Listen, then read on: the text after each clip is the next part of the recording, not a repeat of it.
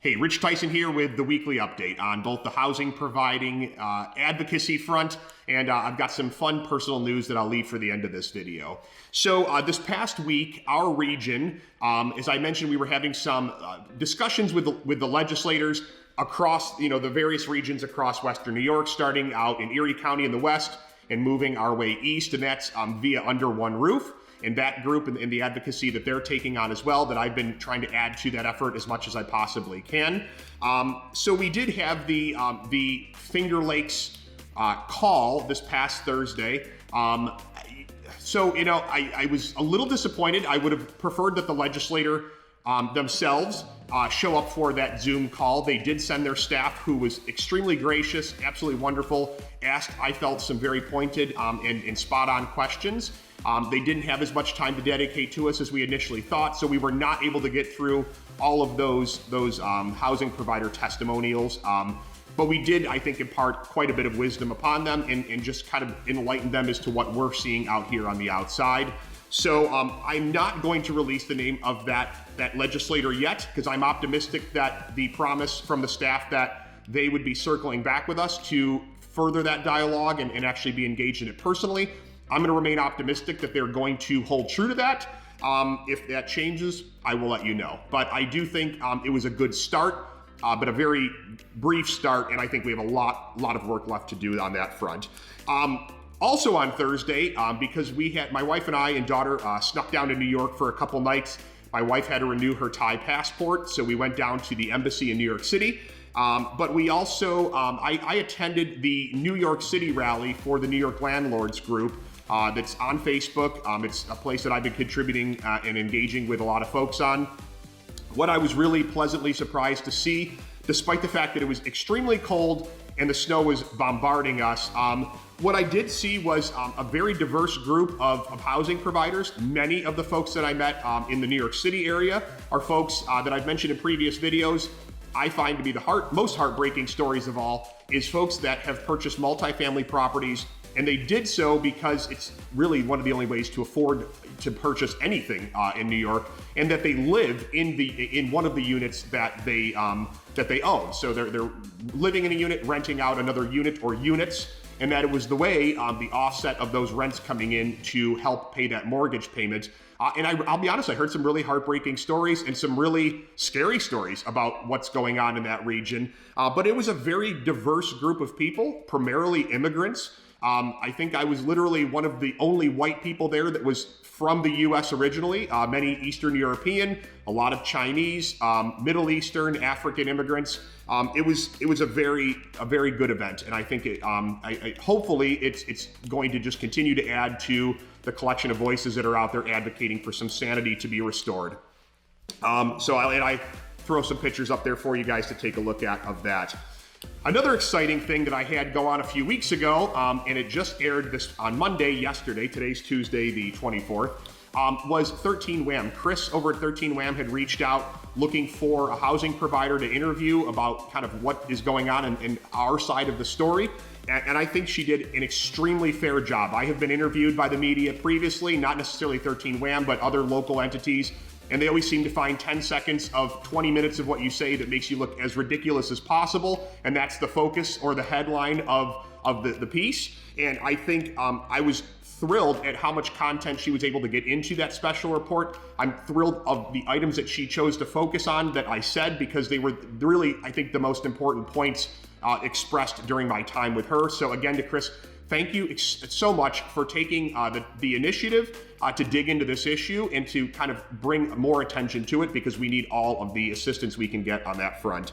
I'm going to link down below so that you can watch the interview. There was a few other folks interviewed in there as well. Ben Hart, another advocate locally, who was giving his side of it and pushing for sanity as well, and kind of highlighting his story about how he's had to go out and basically get extra jobs to offset his costs, because he's running up against a brick wall when it comes to people not paying rent and having to fork over those property taxes, and that's where my pain point is as well. The other person that was involved in that special report was Senator Kavanaugh. I mentioned a handful of videos ago that I had a conversation with some legislators, did not feel that they understood the issue very well, but wanted to withhold their names in hopes that maybe further dialogue would maybe open their eyes a bit more. And it was very clear, though I have not had an opportunity to speak with Senator Kavanaugh again, that his eyes are not opening, and he is, if anything, solidified in his belief that this is all just going to work out at some point. And what really bothers me is he likens what's going on with housing providers to restaurants and says basically, it's not that we don't want people to eat or go out and spend money, this is about people's safety. And I am very empathetic to the plight of restaurant owners, and I wholeheartedly disagree with what New York State, and specifically in my local community, in that, it was a yellow zone or whatever for so long, or an orange zone or whatever it was, and really knocked a lot of these folks down and really hurt them. But the difference is New York State didn't tell restaurants that they had to remain open and that people could come and go and order food and enjoy themselves and leave without paying the bill. They reduced their capacity. Again, I wholeheartedly disagree with that. But the fact that Senator Kavanaugh likens what took place to what's going on with housing providers show that he has a clear misunderstanding of the issue. And the scary thing to me is how a person that can be so unaware of what's going on with an issue can chair a subcommittee within the New York State Senate on that issue.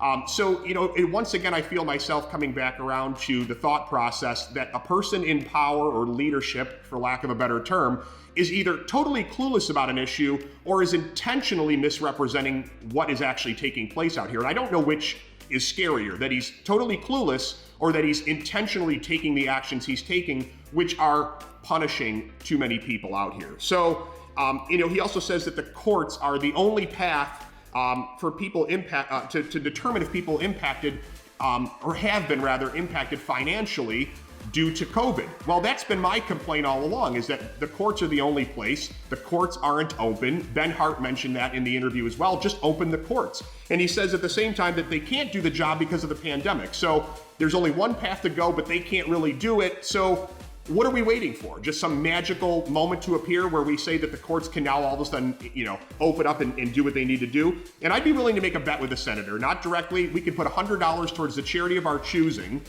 that if New York State was on the hook for paying for the rent in the interim until the courts can safely open, those courts would be open 24/7 and those people would be paraded through in a heartbeat and the due diligence would be done. So Senator Kavanaugh, that's my direct challenge or bet with you, $100 to the charity of each of others choosing, that if New York State adopted the philosophy that they're going to pick up the tab for anybody who's not paying rent, whether they've been truly impacted by COVID or if they're choosing not to pay due to the eviction moratorium, that your court systems, both locally and across the state, would be open in a heartbeat to do that due diligence, because New York State would not tolerate people saying, we just can't pay the rent, without finding out if they in fact cannot pay the rent.